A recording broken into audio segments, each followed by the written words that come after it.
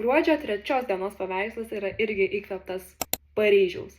Čia yra nuvaizduota viena mano labai gerų draugių, su kuria mes buvom Paryžiuje ir leidom nuostabų turiningą laiką. Taip, mes lankėmės Louvre, Versalyje, bet dėja negyvenome kartu, nes būtų buvę dar smagiau. Ir tiesiog norėjom jam iš paveikslą, kad visi mes turim turėti draugę, su kuria nebijotume būti savimi. Ir būtų labai smagu keliauti, praleisti laiką turiningai. Ir tiesiog šis paveikslas yra kurtas Kvarantinopolio serijai, parodai, kuri buvo išleista 21 metais.